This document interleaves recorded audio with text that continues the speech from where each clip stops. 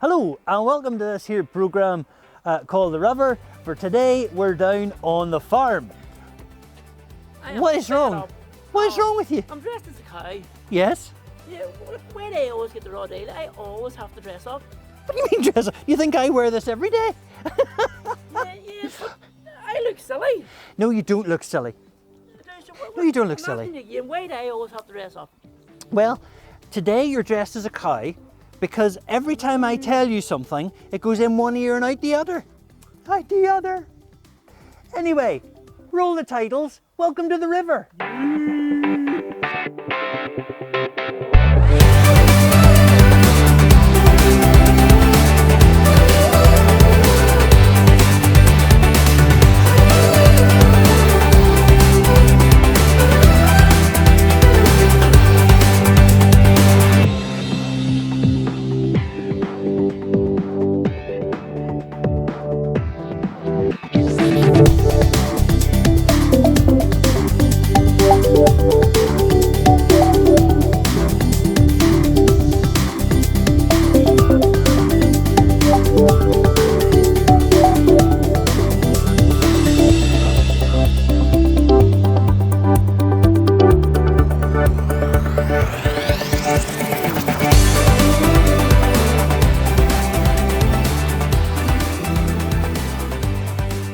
Tom, thanks very much for inviting us to the farm. Can you tell us a little bit about what goes on at this farm? Well, these cattle here behind us are produced for the food industry. There's a special breed of cattle. These are called shorthorn cattle. They're a very old beef breed, which is taken over now more so than the continental breeds. What we really do on this farm is produce this to produce them. This is grass that is clamped in a silage pit, and it is obviously silage. And this is what the main feed for these are to get them to the plate stage. So then, Tom, how does the farm have an impact on the river? Well, the farming practices the way they are now, it's imperative that the farmer makes money, and through that he has to produce good cattle. To do that he has to produce good food, and to produce good food he has to put a lot of nutrients and enrichment on the ground, as in what goes out the far end of them cattle, as maybe you can hear in the distance there. It's a mixture of both pea and poop and chemical fertilisers that they put on the ground to grow the grass to make the good silage. But they're not all at fault. There's other aspects of a whole farm that's into play, because runoff from the yard, but also runoff from everybody's house, as in their dishwashers, their own toilet, because they have to produce what came out of the end of the cow as well, and it goes on the ground as well, usually untreated. So Tom, you told me a little bit about runoff before.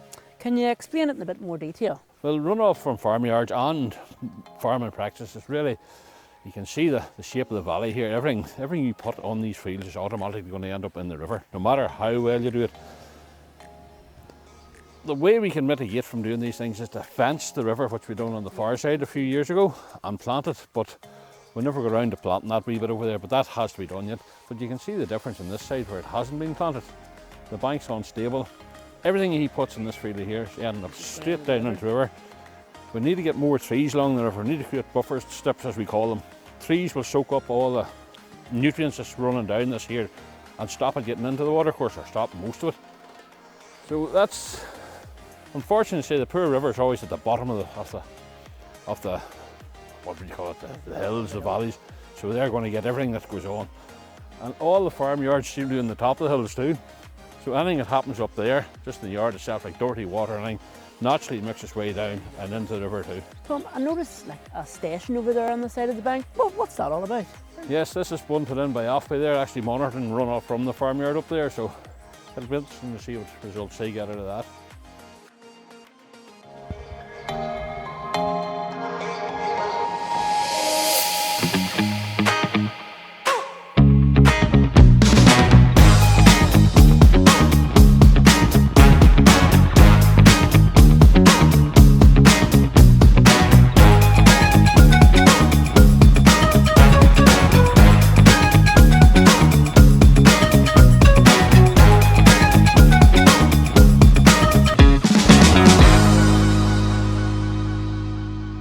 Welcome to Crafts on the Couch, and today we're going to try to build a machine. I'm going to take you through the list of equipment that we need first of all. This is quite simple really, we don't need too much. We need some lollipop sticks, we need some glue, good wood glue. Pritt stick, probably not the best thing to use, but go for wood glue. We need a pair of scissors and some string. Step one is the base of the machine that we're going to build today. I'm not going to tell you what the machine is. You're going to try to guess. So, first thing I want to do is get some glue into my little tray. A good amount in there. Just put the lid back on in case it spills over the table. And I have got 6 lollipop sticks to start with. So, let's build my base. I'm going to take a wee bit of glue. Dab here, dab here. Attach 2 sticks.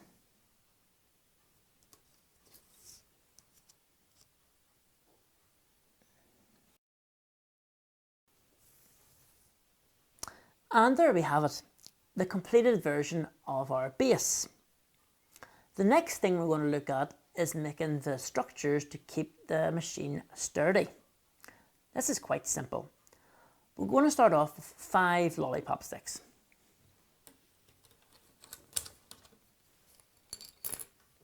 And all we're going to do is stick one on top of the other. So take some glue, smear it across.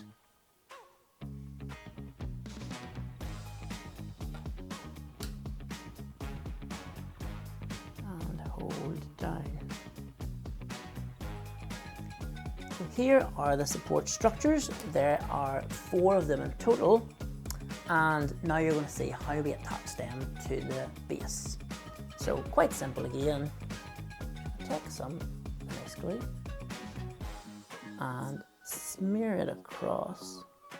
This is great glue. Works a treat. So we put the glue across the lollipop sticks that are horizontal.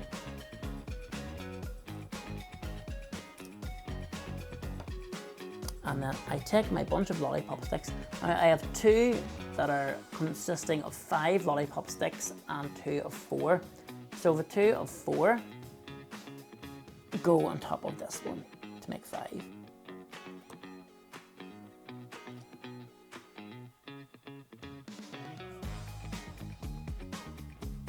Give it a good push down, keep it secure. And then take a little bit more glue. Here, down here. Take my block of 5 and I fix like this, push down. And take my last block of 5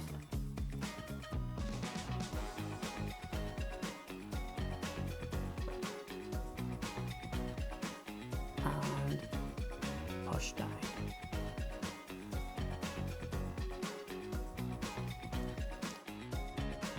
So we are now on to the next stage of building our machine, and this is the complicated part. These are the stands for our machine. So here is one I completed earlier. So this is what we're going to try to make, okay?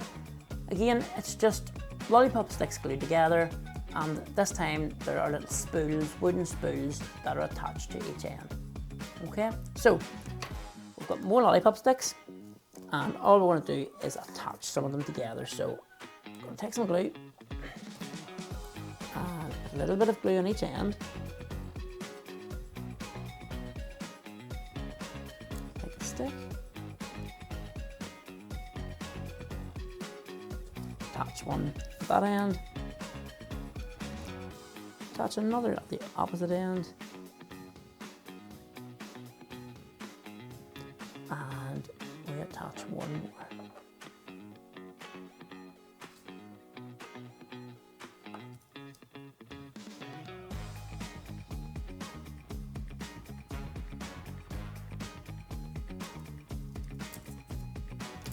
So there we have our 2 sides, And now all we do is attach those together with the wooden spools. And there we have it, our completed tall stands for our machine. The next step is to attach these stands to the base platform. And pretty easy thing we're going to do is to take a lollipop stick, take a pair of scissors, and we're going to cut the lollipop stick into 3 smaller pieces.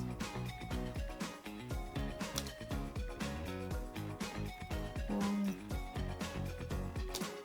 2, 3, and we're going to cut one more.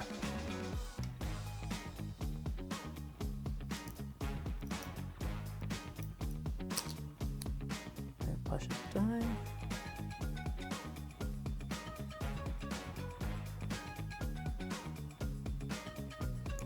And push it down. So now we have our little support structures on. We're going to take our tall part of the machine and it just slots in like this. So we have one here and one like that. And here we have the completed version of our machine. Now, if you look really closely at the machine, we've got our tall structures added in, and I've also added a few finishing touches to give it a bit more support. I have 2 lollipop sticks glued together and attached to this stand, and I have also 2 at the opposite side, just to give it that extra bit of stability. You'll also see I have attached a string, which has been simply tied around the bottom of the back spool, and drawn across the top of the spool and across like this, and there is a lollipop stick attached to the end. Now at this point I really hope you are guessing what this machine actually is, what its purpose is, and if you have your head switched on, you'll probably guess that it is a lollipop stick crane.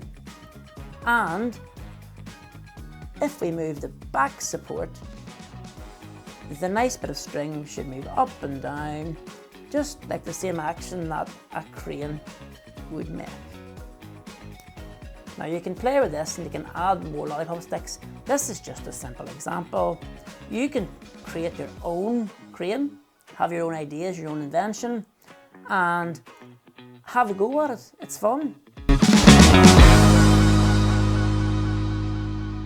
We knew that the buffer strips that Tom was talking about on the farm were planted with native trees, but we also knew that Chris from AFBI had another idea. Right. This is fantastic. Is this where Alyn was in Series 1? Yes, absolutely, yeah.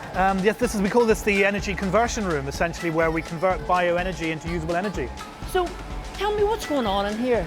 Well, okay, so the main boiler here is a biomass combustion boiler. It pumps heat out at 320 kilowatts, and this is where we burn all our willow wood chip that's grown on the farm. We've got other technologies here around the side. Is a test biomass boiler as well, where we do research on biomass combustion. So Chris, you mentioned willow. Is that the only thing that's been burnt in the furnace? No, there's other kind of chip from sort of agri residues from around the farm, like sort of hedge clippings and tree clippings and material that would arise in other ways as well. I'm very curious about how this works. Do they just cut the willow down and throw logs into the furnace? No, the willow itself is chipped, it's processed, it's dried, it's sometimes screened if it has to be, then it's dumped into a big feed hopper, and then that wood chip is then fed through a kind of a screw system into the biomass boiler. And here is a buffer strip at the edge of 2 fields. On the left, native trees good for our biodiversity, not cut, and on the right, the willow doing the same job but will be cut for fuel, both stopping nutrients getting into this wee stream. Why willow and not other species?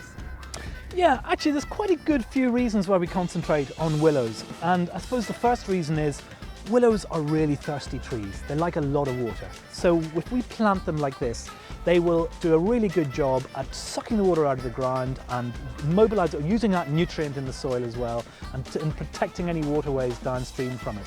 And also the willows that we are using that you can see here behind, they're kind of bred in breeding programs to be fast growing and strong and disease resistance, and put on really good yields, so we get good wood chip out of it. Want to see how you make energy from trees? Bring on the machines.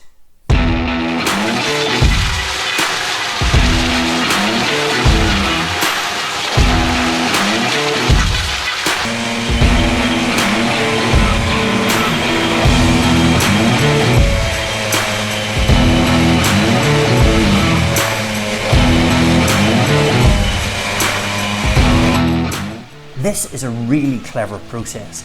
You can see the machine cutting and chipping the tallest willow into the trailer, but in front of the tractor you can see willow trees that are already growing back from previous harvests. Willow is a really fast growing tree, which makes it ideal for energy production. The wood chip is then stored in huge barns and dried from below by the hot air made by the furnace itself.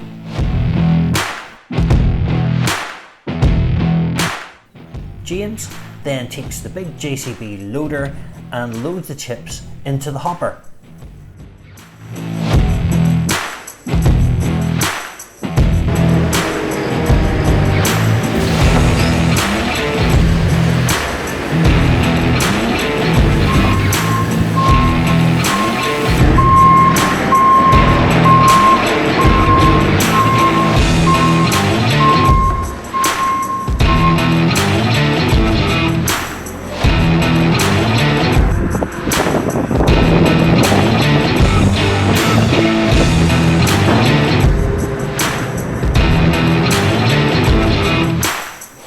Inside the hopper, a giant screw feeds the chips into the furnace to burn at a constant rate before a pump pumps the hot air and heated water around all of the farm buildings.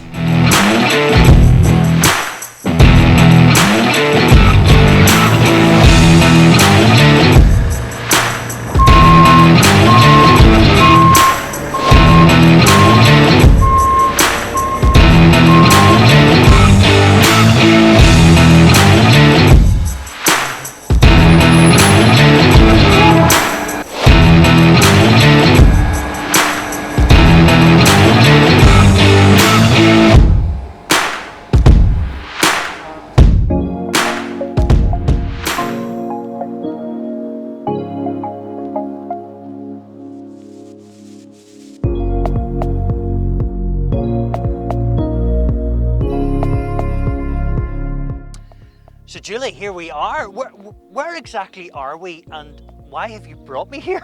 So this is Macquarie and this is where the river Blackwater flows out. And normally we would think that a river flows into the sea, but in actual fact, this is Loch Ness. But the Blackwater is actually only one of 6 rivers that flows into Loch Ness. Upper Bann, Yeah. the Ballinderry, the Moyola, the Main and the 6 Mile Water. Okay. And so Loch Ness is actually the largest area of lake in the UK and Ireland. It's 383 square kilometres in size. That's absolutely huge.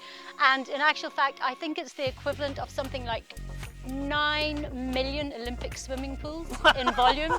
So if you think about that, that's absolutely enormous. That is And it goes all the way from here and then all the way up, for those who aren't familiar, to Toome Yeah. at the north, and then Antrim. You can actually see it from Antrim Forum.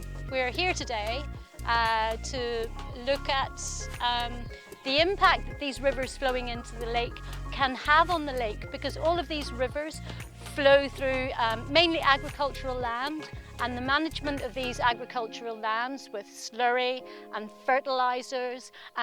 If farmers put them on at the wrong time, when the land is slightly too wet or too dry and it rains, those fertilizers and nutrients can be washed into the rivers and they end up in Loch Ness.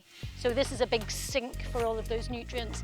And in actual fact, Loch Ness is what we call hypertrophic, in that it's very well, in fact too well nourished by these nutrients. What do you mean by hypertrophic? Well, the term that we would normally use is eutrophic, which means that the lake is very high in nutrients. Hypertrophic means that the lake is actually above a certain level, so it's very, very high in nutrients. These nutrients generally come from agriculture in the form of nitrates and phosphate, but they can also come from forestry and from septic tank systems. Okay, so domestic use as well then? Domestic use as well. In fact, 60% of all of the households on the Blackwater catchment, which is 1,500 square kilometres, actually have septic tank systems. Wow, okay. So if these septic tank systems are old or they're not maintained properly, they can overflow, and the waste, the human waste that's in those septic tanks, can be flushed through pipes and through flow through in the ground and end up in drains and then end up in the river as well. Well, what's so bad about eutrophication in the loch? I mean, why is this a bad thing? Well, what can happen whenever eutrophication reaches a certain level is it actually ignites the growth of algal blooms. These algal blooms almost act like a blanket over the lake, and what they can do is they can stop sunlight from reaching plants which would be there if the lake weren't eutrophic. And the function of those plants in the lake is to produce oxygen and keep the lake oxygenated. But then what happens when the algal blooms decompose in the autumn and the winter?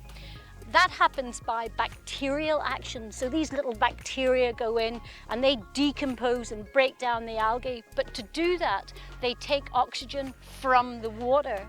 So then that further reduces the oxygen content in the water, and things that live in the lake, fish and invertebrates, they need oxygen to survive, and so therefore they can suffocate as a result of this oxygen reduction. So how do we fix this?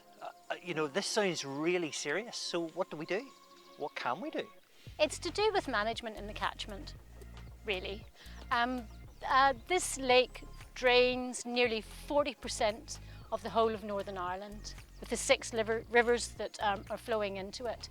And 80 to 90% of that is agriculture, and some forestry as well. So we really have to look at best management practice on and around those farms, and also all the septic tank systems that are in those agricultural areas. They have to be maintained and managed as well, because they too contribute the load to the lake.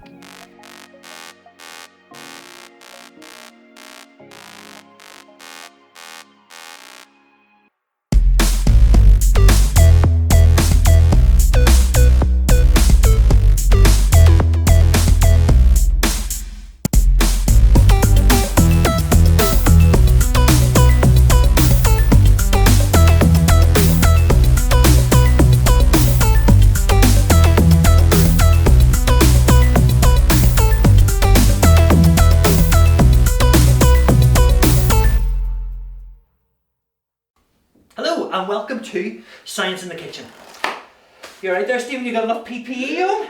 You can never be too careful, Alan. That's very true. And what's with the wig and the moustache and all? Well, I'm just getting into the role, Alan. That's I'm a very, scientist, we're meant to be scientists. That's very fair. Science in the kitchen. Completely get that. Right, so look, we're going to do a wee experiment. We've just been down with Julie at Macquarie and hearing about eutrophication in rivers and lochs. So we're going to do a wee experiment now that you guys could probably do at home. And if you don't have a tank, don't panic, because you can use a jam jar or maybe a glass or something. Yep. So what we've got our 2 aquariums, and we've just got a jug full of water. And we're going to fill equal amounts of water into each aquarium, and we're also going to add a little bit of plant food. Okay? So, Go for it. let's go for it now. Here it is. Lovely noise of pouring water. Need for the lid.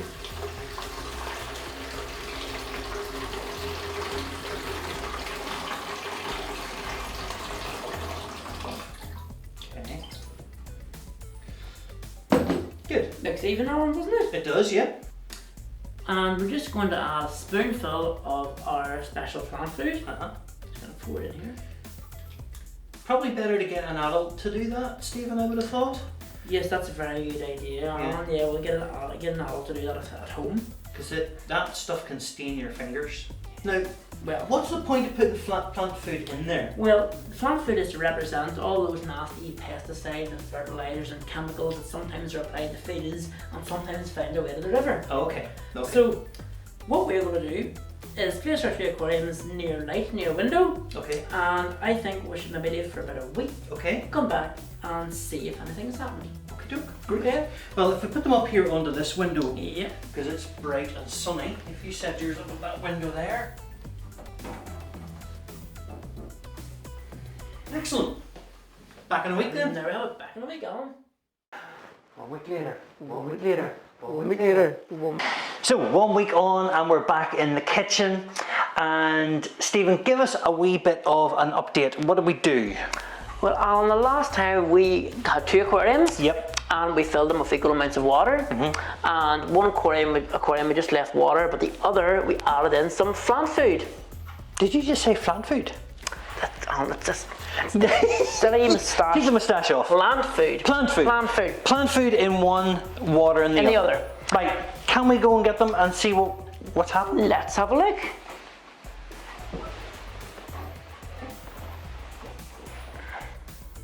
Now, that is a change. So this is the tank that just had the ordinary water in it. That has just gone Slightly cloudy. cloudy on, But hasn't you would it? expect that. After laying there for a week. But that's a change. Complete. Look at the colour, Alan. I know. The nice green colour. You can see that there's something starting to grow inside it, Yeah. Alan. So this is what happens in rivers and lochs. Okay. Okay, so the plant food is like the nitrates, like the fertilizers and the Yeah. pesticides Yeah. that make their way into the river when the rainwater through runoff, and it creates this what is known as algal bloom. Okay. Okay, So is that the start of algal bloom here then? Is that what we're seeing? that looks like it. Yeah, okay. All right, and when that fully grows, it will go to the surface of the rivers, the pond, or the loch, and it will cover it up. Okay, and therefore any sunlight that's trying to get in can't. It blocks it, and if there's any native plants in the ponds or the lochs, they'll die Yeah. because they're not getting that light. And the same for any creatures, any fish. They're not going to be able to get oxygen because the algal bloom is completely blocking out that light and the ability to have oxygen in there.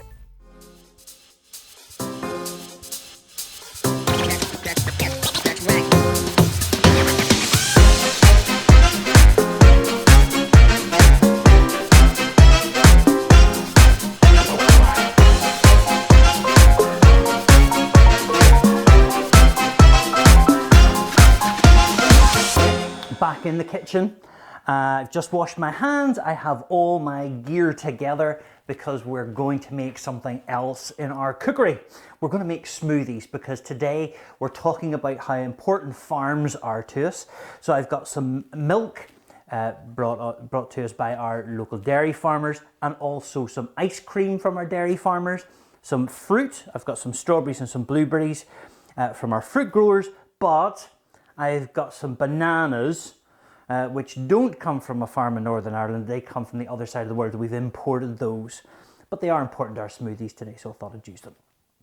Now, I'm going to start off with 250 millilitres of milk. We'll put that into our smoothie maker. Whoa, terrible pour of that jug. Like that, and let's see how that goes. That's about right. We drop more in there. And then we're going to take our bananas and we're going to put a full banana in each. So we'll take that like that and break it up and put it into the milk like that. And that makes the smoothie really thick. So that gives us a nice thick consistency, a bit like your milkshake from a well-known burger brand.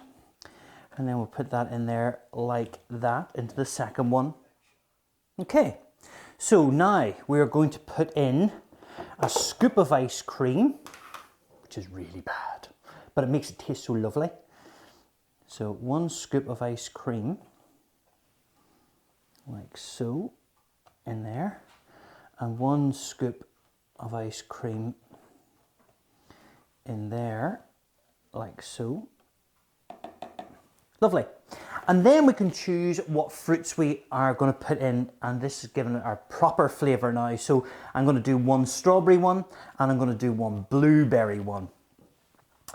So I love strawberries. These are pretty big strawberries too. And we'll just cram it full of strawberries because we want as much flavour of the strawberries off that as we can. Look at that. Don't think I can get many more in there, gardener. What do you think? Okay, and then we have a blueberry one, so let's put some blueberries in there. Loads and loads of blueberries. I love blueberries. Okay, I think that might do us for the blueberries as well. What do you think? What do you think, gardener? Yeah? Lovely. Time to blend it. So you can get an adult to help you with this. If you don't have a blender in the house, you can mix it up with a masher. It's a wee bit more difficult, but it tastes all the same. Here we go. Blending it, blending it.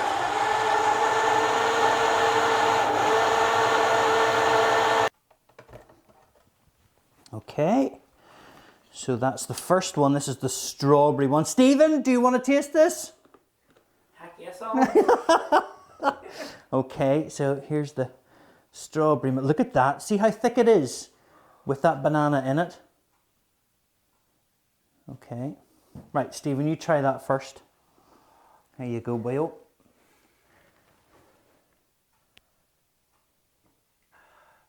Good? Heaven. What does it taste of? Strawberry. Good. Oh, Good. delicious. Good. Gardner, do you want one?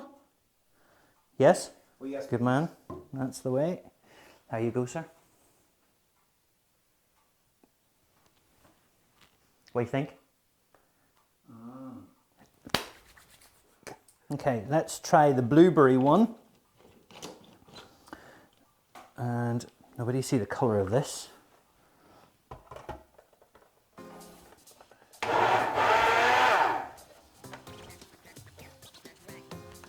Okay, so here's the blueberry one. Ho, ho, the colour in that.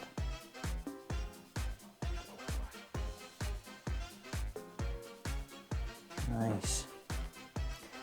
So there you go. All made from products from farms. So there we have it. What an amazing information-filled episode we had today. We have learnt about how essential farms are here in Ireland in terms of food production. There are around 137,000 farms all across Ireland that export products to over 160 different countries. Amazing, it's a massive industry. And we also learned, however, when we spoke to Chris and Julie and Tom about the negative side to it in terms of nutrients going into the river and eutrification. But next time, I want you to come back and join us as we learn about river features and how they're formed by geology.